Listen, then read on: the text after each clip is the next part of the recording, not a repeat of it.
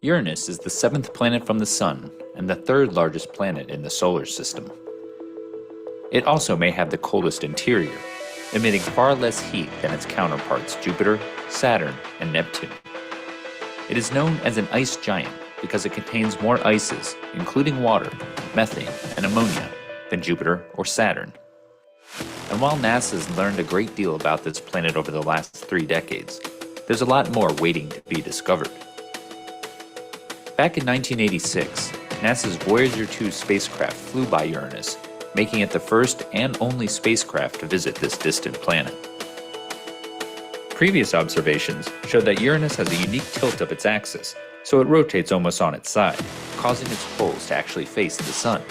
No other planet in our solar system has this feature. In its quick sprint past Uranus, Voyager discovered 10 new moons orbiting the planet that had not been seen before, and in the decades since, even more have been found. During its encounter, Voyager also saw new faint rings and explored the complex magnetosphere. Voyager only briefly viewed the planet's 5 major moons: Ariel, Miranda, Titania, Oberon, and Umbriel. These moons have a wide variety of terrains and geological features, some of which indicate possible subsurface oceans. Small Miranda has chaotic terrain, with deep canyons and tall mountains, but is likely now frozen solid. Ariel appears to have the youngest surface, with few impact craters. While Titania has a very old surface, the lack of large craters and presence of a large canyon system may indicate ancient resurfacing. Oberon is also covered with craters and has valleys and large mountains. Umbriel's surface is the darkest of the Uranian moons, and it sports a strange polar ring. The origin of this ring is still a mystery, but scientists believe that it may have been formed by an icy impact.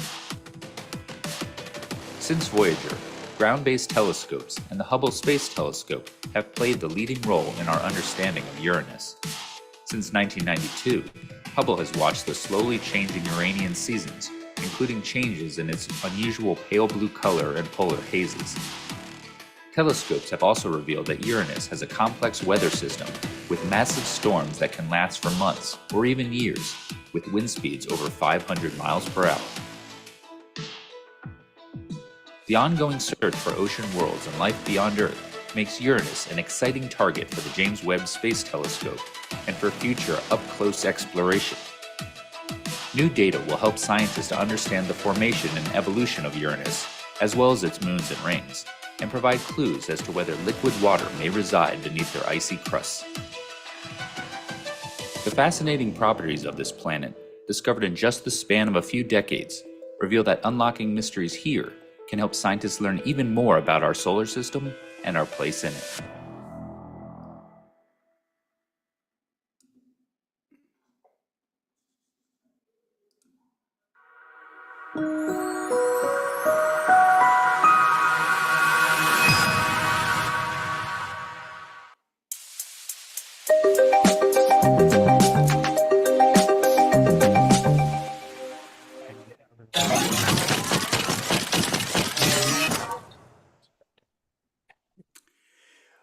Well, hello everyone. This is Scott Roberts here with Kent Martz, and we have Tom Lynch. Tom Lynch. That's right. We've had a lot of speakers today, so it's a little hard to keep up here. But great to have you on. And I was just refreshing my memory about the library telescope project that you're involved with, and I can only imagine it's made a huge impact on outreach and people gaining experience with the telescope. I saw on your homepage, sadly, that Ryan has shuttered, and but you do have another telescope that is being used right now as an additional telescope, or I don't know if it's quite a substitute, but it's probably just fine. And Hey, Scott. Hey, Scott, we can't hear you. The session just got done. There's a lot of talking and stuff. So it's difficult to hear you. So, Okay, well, that's fine. The audience can hear me. But I'm going to let you take it away and introduce Tom Lynch. I have Tom Lynch with me. Thank you, Scott. Like I said, the session on using binoculars just got over, and people are pouring out all around us and difficult to hear. So, Tom lives in Nassau County, which is on Long Island in New York, and badly light polluted skies. And he's gotten involved with taking telescopes and getting them in the libraries. But Tom, talk about your astronomy journey first, and then before we get into the library telescopes. Sure. Actually, my first experience was probably at the age of about 10. And, my parents bought me a telescope. Could never get it to work. And I kind of ignored telescopes for quite a while, but was still interested in astronomy and read about it. So in my 40s, I finally bought a 6-inch and I loved it. And used that for quite a while. And then I got a 12-inch job, and I loved that. And now that job was getting too heavy for me. And you start to realize that the weight of it is just pretty annoying. So now I've bought a catcher grant, and I've been a member of Amateur Observer Society for a number of years, probably close to 30, and I enjoy that quite a bit. I got into the library telescope program mainly because I had been the treasurer of the Astronomical League. When they started doing the giveaway program, I learned about it. Thought, hey, that's a great idea. And I bought one from my local library. Quite honestly, that was going to be the end of it. I had no intention of doing anything else. About 6 months after it, I did it with them, and it was successful. I got a call from the library director. The library director, great idea. I bought the telescope. I had no idea what to do with it now. So I helped her get going, and that's when I realized, hey, this could be a big deal. And I We're live. this to a lot of Hey, Kent, maybe he can bring his microphone up Turn up a closer. little bit more, maybe try and talk louder as well. Yeah, yeah. There you Yeah, go. when he turns away to look at you, better. we lose his voice. Test it real quick. Say something. Hello, how you doing? That's better. Okay. All good. So I decided that it really was a great program, and I wanted to promote it in a big way. So I started contacting libraries, and that's not the easiest thing in the world to do. Is contact these libraries. They see you as a salesman, and well, I don't buy anything. They buy the telescope. What I do is free. It's hard to get that idea across. So it took me quite a while to get to 10, and it took probably 3-4 years. And as I said, it just continues to grow. The best way that I do more libraries is one library talks to another. Mhm. Organic word of mouth. Yeah, that's the best way. I mean, I've had a few success stories where I've contacted them directly and I was able to do it, but really that is the best way. So there's how many libraries in the county? I believe there are 54. And you've got saturated them all, right? You're in it, all 54 have telescopes? No. No. As I said before, they pretty much ignore me. It's really difficult to talk to people about. I'm up to 19 right now, and I got another one that's sort of committed to it, so I'm gonna be 20 very soon. So what telescope? You're using a tabletop, little tabletop Dobsonian. What brand are you using? Have typically been using? Typically the Orion Star Blast, 4.5-inch. That hasn't been available. And that's pretty much the same telescope. And so, well, what do you do to them? You don't just buy the telescope and put library telescope project on it. There is a process you go through to harden these things up, That's right. to make them fiddle proof. Right. Our goal is to make everything permanently attached. So we'll put folks around permanent. Sometimes we use glue, but it's a little bit of glue so that you can get it off if you have to. Or non-standard screws that people can't mess with. So everything is kind of locked in. It's on there. In theory, you can't get it off. People do manage to get them off sometimes. But anything that can be removed over time will be lost. Right. Because this telescope is going into the hands of people who've never used a telescope. Hopefully they've attended training, but sometimes they haven't. So they have no idea what they're doing sometimes, and they learn by doing.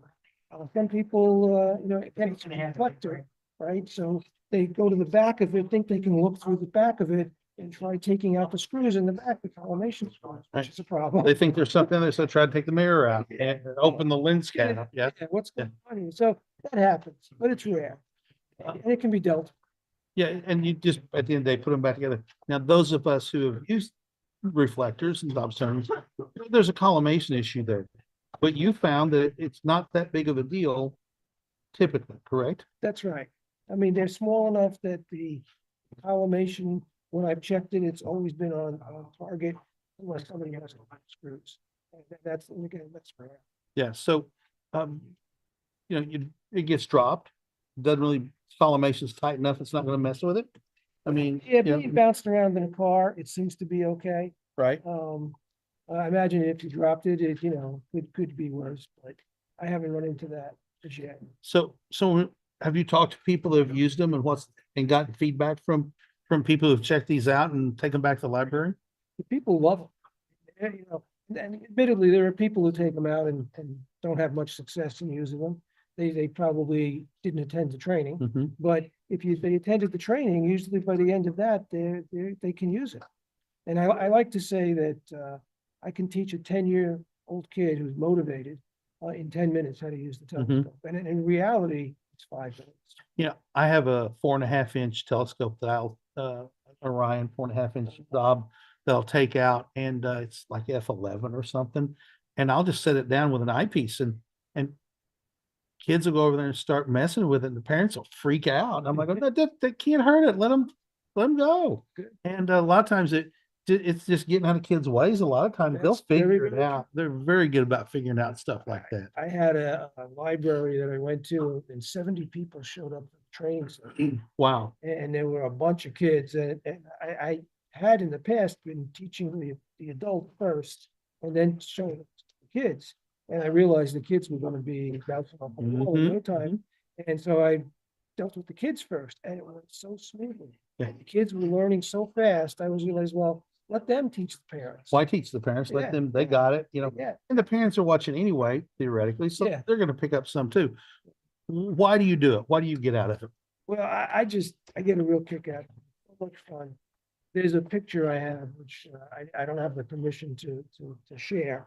But I was doing the training and we were inside because it was cloudy out. So we're doing it in a room focused on a sign in the back of the room. And there's this probably about 10-year-old kid.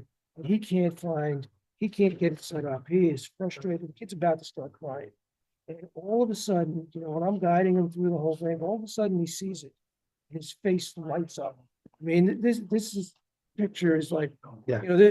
this is what telescopes are all about. It's being amazed. And the kid is looking at a sign, Right. right? So imagine looking at the moon. Right. So yeah, I just do it because I think it's a great thing. I think it's a great way to get kids involved in astronomy and adults too. Right. I mean, there's quite a few adults that have done this, senior citizens looking for something to do. It's a new hobby. One thing I see is parents, and this comes off as a criticism, I guess it is, that kid did it himself. He had the journey of discovery, journey of self-exploration. So many times people want to help them. So, and here, let me put on the sign and then you can look and get out of their way. Let them have that journey of exploration and have that realization that they did it themselves. And yeah, this is doable for them. It's not that hard once they get over that little hump. Yeah, and they gotta have the desire to stick with it a little bit because it's not easy. You're looking down the tube with an eyepiece, the barrel, and you just don't have your eyes oriented the right way. And you can, explain that to them. But some kids give up pretty quick. Yeah. I mean, it's really, I do a lot of outreach as well, and little kids are looking through the telescope and you like, oh yeah, I saw it. They didn't see it. What I love is when you have some kid and the parents say, do you see it? And they go, yeah. And they're moving their head around like looking at the moon or Jupiter or Saturn. And you've probably done this. You can see the Absolutely. on their eyeball, and all of a sudden it disappears into their pupil, and you can see them twitch, and you're like, now they see That's it. right. And you can see it that the light goes off their eye and goes in their pupil. And that's always fun to see that happen and to see you can physically see that they saw it, and so exciting. But okay, so you're living in pretty light polluted skies, probably about Bortle 8, Yeah, 7. it's pretty bad. Yeah, it's, So how do you handle that? I mean, you can see Jupiter, Saturn, the moon, a couple stars. yeah. You got to get to a darker place. Long Island is the southern part of Long Island is facing the Atlantic Ocean. So you get down to the beach, and there are some places along the beach where you can do that at any time. Mhm. Others are restricted. You can't be there at night unless you have any stargazers permit. So typically they're not going to have that. So they got to go to a place that is publicly available. So there's fewer of those. Do you have a map or a list of those available for people? Yeah, we talk about that a little bit. Parks are a good thing. Schoolyards are not bad if you get enough away from the building, but again, you're not supposed to be there. Some backyards can be fairly dark. It helps quite a bit. I mean, my backyard, I can see a lot of stars as long as all my neighbors got their lights. But your tree cover too. Long Island Yeah. is a very wooded area. And so you suffer like I suffer, well, I don't now. I live out in the middle of a pasture with a good horizon. But previous house was in a forest, and I had a slot right here looking west and a very similar slot looking east. So basically I just had to wait for something to transit my holes, and that's what I got to look at. So how much right now, how much is the library telescope project or the library telescope cost in the libraries? Because you're not charging for your labor, right? That's right. Okay. So how much are they out? So I tell libraries right now it runs from $400 to $450. The reason for that is the telescope, which goes for about $250 now, the Star Blast, and we'll see what happens in the future with that. And we had a deal with them. We got a 10% discount, so $225. Then there's the Zoom eyepiece, and that's somewhere under $100, maybe 90, 75, something like that. And then we recommend that they get like a moon map, a planisphere, a beginner's astronomy book like Night Watch, something like that. And then there's the Audubon Society puts out a constellation guide. I Right. recommend that. Right. Sometimes they'll get a red light, the headband, the red light and things like that. And it's kind of up to them. But ballpark figure 400 to 450, and that's probably a little high, but I always want to be a little high than low, and then they say, "Oh, look what you got me." Oh, well, you gig me for an extra $100, right? Yeah, because you don't want them to be disappointed. And quite honestly, I haven't had a library yet that was disappointed. They love it. That's a recommendation right there. Yeah. It's just getting your foot in the door. Yeah. So have you tried going to the Nassau County Library Directors Association meeting? And if there's got to be such an You organization. got to be a member, blah, blah, blah. I mean, it's hard. I have emailed, I have called, I've sent regular mail. I've done everything to all 54 libraries. And so far, I'm looking good up to 20 now. Yeah. And I do this almost by myself. There's one member of the club who's helping out now last year. So it becomes a fair amount of work. Yeah. And I'm retired, so I got the time and I really enjoy it. So I'm doing it.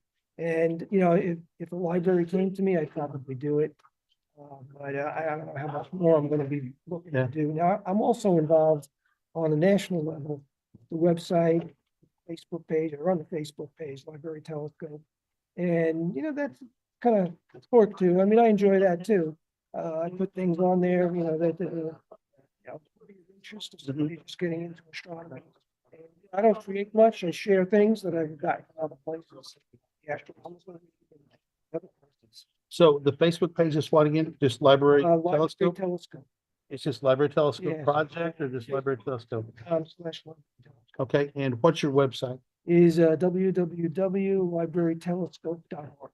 librarytelescope.org. Okay, Scott will make notes of that, put it up on the chat. So what have you learned through this process? What have I learned? Yeah, from the Library Telescope Project. Yeah, What have you I mean, learned? I've learned is it's rather difficult to convince people of something when they don't know anything about it. Perseverance, because it's easy to give up, but you just keep pounding away. And the other thing that I learned to do was to ask the library that's happy with it, hey, would you tell some of your friends in other libraries? Mhm. You know, again, word of mouth is the key.